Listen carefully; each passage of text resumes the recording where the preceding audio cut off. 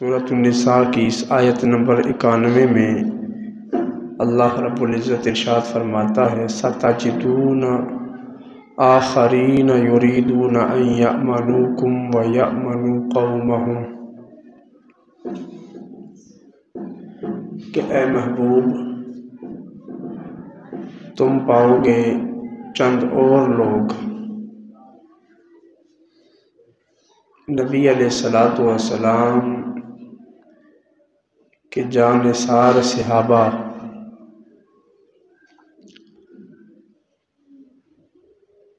آپ پر اپنا مال، خاندان، عزت، آبرو، حتیٰ کہ اپنا شہر، اپنا آبائی علاقہ، اپنا ملک، سب کچھ قربان کر دینے والے صحابہ نبی علیہ السلام کا ہر وقت دم بھرنے والے، ہر وقت آپ کے اشارہ ابرو کے منتظر، ہر وقت رسول اللہ صلی اللہ علیہ وآلہ وسلم کی بارگاہ میں حاضر، ہر وقت رسول اللہ کے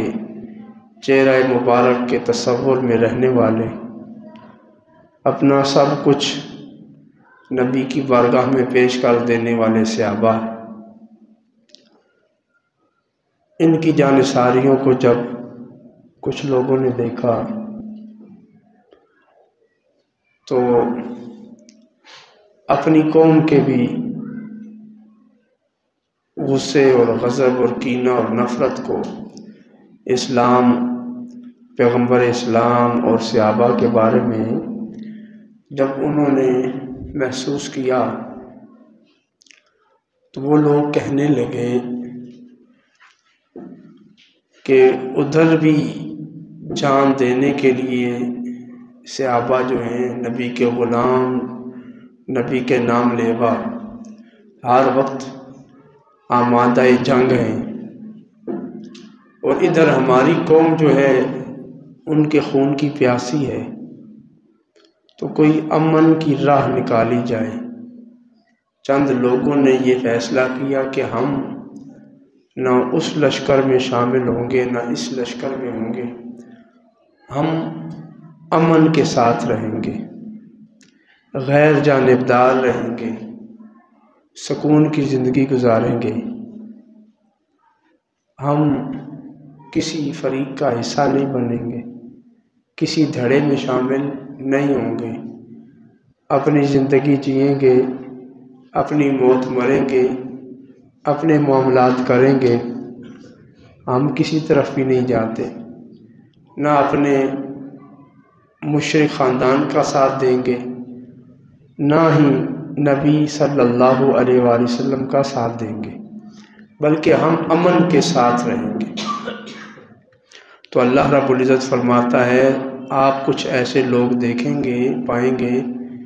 یریدون ان یامنوکم، وہ یہ چاہتے ہیں کہ تمہیں بھی امن میں رکھیں اور تم سے بھی امن میں رہیں، وَيَأْمَنُوا قَوْمَهُمْ، اور اپنی قوم کو بھی امن میں رکھیں، اپنے خاندان کو، اور اپنے خاندان سے بھی امن میں رہیں۔ آپ ایسے لوگوں کو بھی دیکھیں گے۔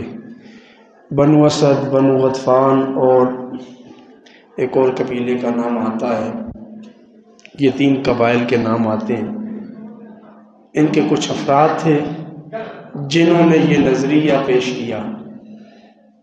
کہ ہم غیر جانبدار رہیں گے، ہم نیوٹرل رہیں گے، ہم کسی فریق کا حصہ نہیں بنیں گے، نہ جنگ خود کریں گے، نہ کوئی حملہ کرے گا اس سے کریں گے۔ تو امن کی بات اس دور میں ہوئی، امن کا پیغام دینے کے لیے کچھ امن پسند اٹھے۔ تو اب اس آیت میں ان امن پسندوں کے بارے میں احکام نازل ہو رہے ہیں، کیونکہ نبی علیہ السلام اور آپ کے صحابہ جو بھی عمل کرتے اللہ کے حکم کے منتظر ہوتے کہ ادھر سے حکم آئے گا تو ہم آگے جو ہے اس پر عمل کریں گے۔ آپ دیکھیں گے بے شمار مقامات پر صحابی نے عرض کی تو حضور نے فرمایا کہ مجھے ابھی اس کام کا حکم نہیں آیا۔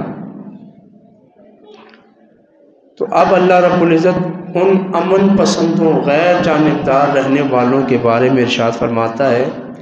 کلما ردوا الی الفتنۃ، کہ جب بھی ان کے سامنے پیش آئے فتنہ۔ فتنہ کس کو کہتے ہیں؟ یہاں فتنہ سے مراد نبی صلی اللہ علیہ وآلہ وسلم کے خلاف جنگ ہے، کہ جب بھی کوئی جنگی مہم آپ کے خلاف آئے گی، کوئی لشکر مدینے پر حملہ آور ہوگا، جب بھی ایسا ہوا تو آپ دیکھیں گے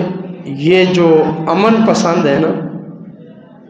یہ کیا کریں گے؟ جب آپ پر حملہ ہوتا ہوا دیکھیں گے ارکسوا فیہا،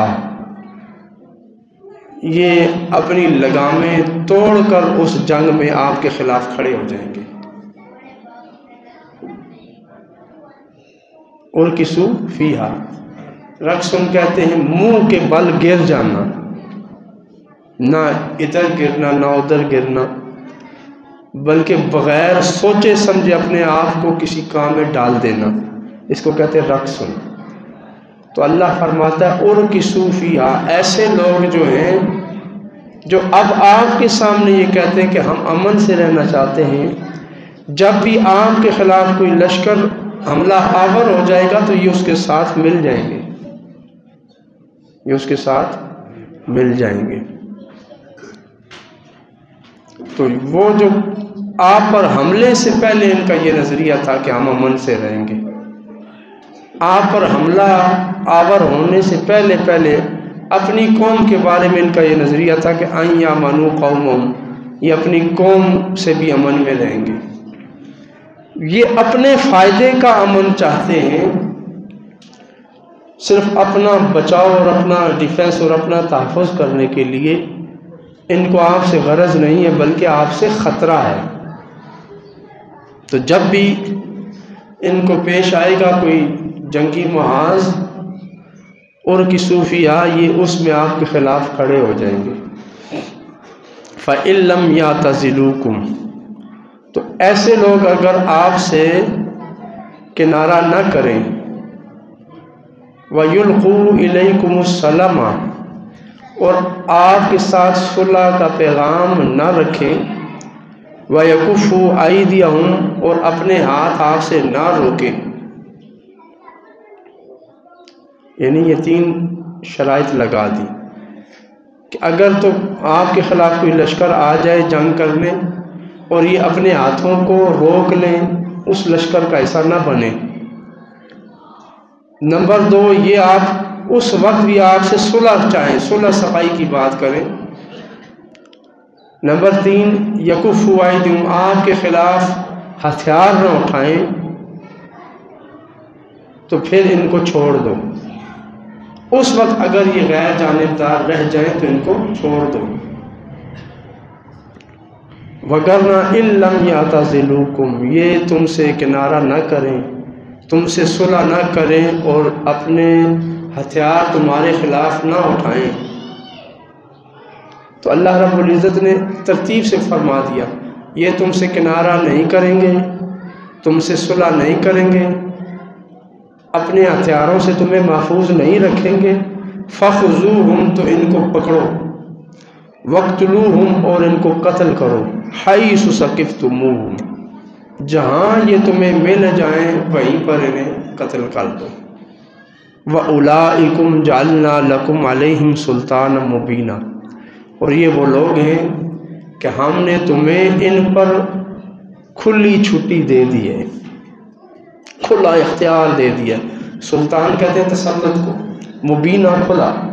یعنی ایسے کافروں پر تمہیں کھلی چھٹی ہے، پھر یہ جہاں تمہیں مل جائیں، بازار میں مل جائیں، تمہاری آبادی میں آ جائیں، تم ان کے گھر کے پاس سے گزر رہے ہو، جہاں یہ تمہارے قابو میں آ جائے وہیں ان کو قتل کر دو۔ کہ یہ دراصل تمہارے پاس آتے ہیں، زبان سے کلمہ پڑھتے ہیں اس لیے کہ تم سے یہ بچ جائیں، اور ادھر اپنے خاندان میں جاتے ہیں تو ادھر مشرک ہو جاتے ہیں، اپنے خاندان کے ساتھ اظہار یکجہتی کرتے ہیں۔ جو سارے گھروں کو راضی رکھے، اللہ رب العزت فرماتا ہے ایسے جو مسلمان ہیں کہ جو مشرکوں کو بھی خوش رکھیں، کافروں کو بھی خوش رکھیں، ہندوؤں سے بھی ان کی دوستی ہو، سکھوں سے بھی ان کی دوستی ہو، یہودیوں سے بھی وہ دوست ہوں، عیسائیوں کے بھی وہ دوست ہوں، سب کو وہ خوش کرنے والے ہوں، تو ایسے جو مسلمان ہیں وہ اس درجے کے مرتد کافر ہیں کہ ان کو اب زندہ بھی نہیں چھوڑنا ہے، کہ اسلام صرف اسلام چاہتا ہے، اسلام اپنے ہوتے ہوئے کسی اور مذہب کو تسلیم نہیں کرتا۔ تو فرمایا فَخُذُوهُ میں نے پکڑو، وَاقْتُلُوهُ میں نے قتل کرو،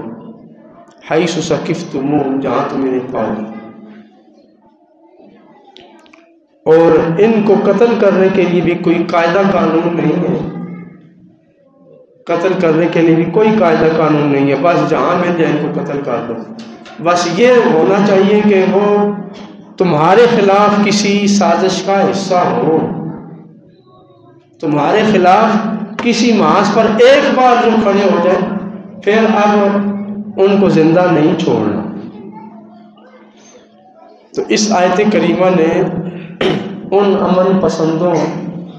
کی کلی کھول دی جو نعرہ امن پسندی کا لگاتے تھے اور موقع آنے پر مسلمانوں کے خلاف کھڑے ہو جاتے۔ کتنی واضح آیت ہے کہ ستجدون آخرین، آپ ایک گروہ اور دیکھیں گے، ایک جماعت، یریدون ان یامنوکم، وہ چاہتے ہیں کہ تم سے بھی امن میں رہیں، ویامنوا قومہم، اور اپنی قوم سے بھی امن میں رہیں، امن پسندی کا نعرہ لگانے والے، امن پسندی کی بات کرنے والے، لیکن کلما ردوا الی الفتنۃ ارکسوا فیہا، جب بھی آپ کے خلاف کوئی محاذ کھڑا ہوگا یہ اس میں آپ کے خلاف کھڑے ہوں گے۔ اور یہ صرف دور رسالت کے لیے نہیں تھا بلکہ قیامت تک کے مسلمانوں کے لیے حکم ہے کہ ایسے امن پسندوں سے ہوشیار رہیں، امن پسندوں سے ہوشیار رہیں، کہ یہ یہود و نصارہ کا پرانا حربہ ہے کہ جب وہ پھنس جاتے ہیں تو امن پسندی کی بات کرتے ہیں، اور جب غالب ہوتے ہیں، دیکھتے ہیں کہ اب ہمارا تسلط ہے، ہمارے پاس طاقت ہے، تو پھر وہ مسلمانوں کے خلاف کارروائی کا آغاز کر دیتے ہیں۔ تو اللہ رب العزت نے اہل ایمان کو فرمایا کہ پھر تم بھی ان کے ساتھ کوئی حسن سلوک مت کرو، ان کے ساتھ حسن سلوک یہی ہے کہ ان کی گردنیں اتارو۔ اب یہ لوگ کون تھے؟ یہ جن کا ذکر ہوا، مدینہ منورہ میں یہ لوگ آتے، ان کے لوگ مسلمان ہوتے، جب جنگ کا موقع آتا تو اس وقت یہ امن پسند بن جاتے، اور جب دیکھتے کہ مسلمان اب شکست کھانے جا رہے ہیں، مسلمان تعداد میں کم ہے، تو اپنے خاندان، اپنی قوم، مشرکوں کے ساتھ ہی کھڑے ہو جاتے۔ تو یہاں اس نظریے کو اللہ رب العزت نے بیان فرمایا کہ امن پسندی اب کوئی مذہب اور کوئی دین اور کوئی نظریہ نہیں ہے، اب صرف اسلام ہے۔ اب امن پسندی کا نظریہ دیکھ کر مسلمانوں کو کوئی ورغلا نہیں سکتا، اور اے مسلمانوں تمہارے لیے اللہ کا یہ حکم ہے کہ اگر کوئی امن پسندی کی بات کرتا ہے تو پھر اس کے کردار کو بھی سمجھو۔ جب کشمیر پہ ہندوؤں نے قبضہ کیا اور فیصلہ یہ تھا یہ مسلمانوں کا علاقہ، مسلمانوں کو ملے گا، مسلمان ہتھیار لے کے کشمیر میں پہنچے، تو ہمارے اندر کے امن پسندوں نے کیا کہا جناب کہ نہیں، یہ اقوام متحدہ میں کیس لے جاتے ہیں، وہاں جو فیصلہ ہوگا۔ اقوام متحدہ نے کہا امن ہونا چاہیے، ہم دونوں فریقین کو سنیں گے۔ آج 70 سال ہو گئے کشمیر کے مسلمانوں کو مارا گیا، اور 70 سال بعد کشمیر ہم سے چھین لیا گیا۔ تو یہ وہ امن پسند اور مسلمانوں کے درمیان جو مرتد قسم کے عمل پسند ہیں، جو ادھر فارم فل کرتے ہیں، الیکشن لڑتے ہیں کہ ہم مسلمان ہیں، اور وہی ہندوؤں کی مورتیوں پہ جا کے دودھ چڑھا رہے ہیں، وہی سکھوں کی مجالس میں جا کے ان کے قصیدے پڑھ رہے ہیں، ان کو یہ کہہ رہے ہیں جی سکھوں کا مکہ مدینہ پاکستان میں۔ تو ان امن پسندوں کو اللہ رب العزت نے پہلے دن سے ہی واضح کر دیا ہے کہ یہ تمہارے خلاف کھڑے ہوں گے، ہر اس سازش کا حصہ ہوں گے جو مسلمانوں کے خلاف ہے، اس لیے اے مسلمانوں تم ان کا حصہ مت بنو، ہم تمہیں یہ کھلی چھٹی دیتے ہیں۔ وَأُولَٰئِكُمْ جَعَلْنَا لَكُمْ عَلَيْهِمْ سُلْطَانًا مُبِينًا، یہ وہ لوگ ہیں جن پر تمہیں کھلی چھٹی ہے، مکمل اختیار ہے، جہاں تم انہیں چاہو مار دو، قتل کر دو، پکڑ لو، جو ان کے ساتھ سلوک کرنا تم کرو، ان کو زندہ رہنے کا کوئی اختیار نہیں ہے۔ اس آیت میں مرتد منافقین اور ایسے مرتد منافقین جو بظاہر زبان کے ساتھ مسلمانوں کو تسلی دیتے ہیں کہ ہم تمہارے خلاف نہیں کھڑے ہوں گے، تم نے ہمیں کچھ نہیں کہنا، لیکن جب جنگ کا موقع آتا ہے تو مشرکوں سے مل جاتے ہیں۔ ان کا حکم بیان کیا گیا اور ان کی امن پسندی کو اللہ رب العزت نے کھول کر رکھ دیا کہ ایسے امن پسند اب قیامت تک مسلمانوں کے خیر خواہ نہیں ہو سکتے، ان میں مسلمانوں کے لیے کوئی خیر خواہ نہیں ہے، وہ مسلمانوں کے خیر خواہ نہیں ہے، وہ صرف اپنے مفاد کے لیے، اپنی ذات کو بچانے کے لیے اقوام عالم کے سامنے اپنے آپ کو سرخرو کرنے کے لیے امن پسندی کا نعرہ لگاتے ہیں۔ ایسے امن پسند مسلمانوں کے لیے خطرہ ہے، اور ایسے امن پسند جو ہیں ہمیشہ کے لیے مسلمانوں کے خلاف سازشیں کرتے رہے۔ ہمارے ہی اندر کے وہ لوگ تھے امن پسند جنہوں نے بنگلہ دیش کو ہم سے جدا کیا کہ وہاں پر ہماری ہزاروں کی تعداد میں فوج، اور وہ فوج بنگلہ دیشی مسلمانوں پہ ظلم کر رہی ہے، تو پھر وہ بنگلہ دیشی مسلمان ہمارے ساتھ کیسے رہ سکتے تھے؟ تو یہ قیامت تک کے لیے یہ آیت ہمارے لیے سبق ہے کہ جن کو تم نے ہتھیار دے کے کھڑا کیا ہے، اگر وہ امن کی بات کرنے لگ جائیں گے تو پھر اے مسلمانوں تم تباہ و برباد ہو جاؤ، پھر تمہارا کوئی حامی و ناصر نہیں ہوگا۔ اس لیے تمہارے ذمہ یہ ہے کہ تم ان کے خلاف کھڑے ہو جاؤ، تمہیں ہم نے اختیار دے دیا، ان کی گردنیں اتارو جہاں تمہیں مل جائے گا۔ جعلنا لکم علیہم سلطانا مبینا، تمہیں کھلا اختیار ہے، جو بھی تمہارے اوپر دست درازی کرے تم بلا تعمل ان کو موت کے گھاٹ اتار دو، اس لیے کہ معاشرے میں امن قائم ہوگا، اسی سے اے مسلمانوں تمہیں سکون ملے گا۔ اگر تم نے اس گروہ کو، چند افراد کو، اس قوم کو بطور امن پسند چھوڑ دیا تو کل یہی تمہارے لیے خطرہ ہوں گے، اس لیے اس خطرے کا احساس کرو اور میدان میں آ جاؤ۔ نبی علیہ السلام نے قیامت کی کیا نشانی بیان فرمائی کہ نبی عیسیٰ علیہ السلام آئیں گے، وہ کیا کریں گے؟ عیسیٰ علیہ السلام آگے سب سے پہلے صلیب توڑیں گے۔ وہ لوگ جو عیسیٰ علیہ السلام کا نام لیتے ہیں اور کفر کرتے ہیں، عیسیٰ علیہ السلام ان کی گردنیں اتاریں گے اور پوری دنیا پر صرف اسلام قائم ہوگا۔ آخر میں ہونا یہی ہے۔ اللہ رب العزت نے یہ قرآن، یہ زمانہ، یہ ماحول، یہ اسباب، یہ ہتھیار، یہ مال و دولت، یہ ملک دے کر مسلمانوں کو ایک موقع فراہم کیا ہے کہ قرآن بھی دیا ہے، احکام بھی تمہارے ہاتھ میں ہے، ہتھیار بھی تمہیں دے دیا ہے، ملک بھی دے دیا ہے، اب اس دین کی خاطر تم اٹھو۔ جبکہ ہم نے نہیں اٹھنا، ہم اپنے عقیدے اور نظریے میں سچے نہیں ہیں، تو اللہ رب العزت کیا کرے گا؟ پھر آخر میں عیسیٰ علیہ السلام کو اتارے گا، اور عیسیٰ علیہ السلام آ کے پھر دنیا میں اسلام کا نفاذ کریں گے۔ تو ہونا آخر میں بھی وہی ہے، صرف ہمیں یہ موقع دے کے آزمایا جا رہا ہے کہ اے مسلمانوں ہم تمہیں موقع دے رہے ہیں، تم دین کے ساتھ کیا کرتے ہو؟ ہم نے تمہیں ہر چیز دے دی ہے، مقابلے کے لیے سب کچھ تمہارے پاس ہے، اگر نہیں ہے مقابلے کے لیے تو وہ ایمانی حرارت نہیں ہے، دین پر عمل کرنے کا جذبہ نہیں ہے، قرآن پڑھنے کی توفیق نہیں ہے، اسے سمجھنے کی توفیق نہیں ہے، تو خوش قسمت ہیں وہ لوگ جو ان آیات بینات کو پڑھتے ہیں، ان پر عمل کرتے ہیں اور نبی علیہ الصلوۃ والسلام کے صحابہ کی یاد کو تازہ کرتے ہیں۔ مالک کائنات ہمیں قرآن کریم پر عمل پیرا ہونے کی توفیق عطا فرمائے۔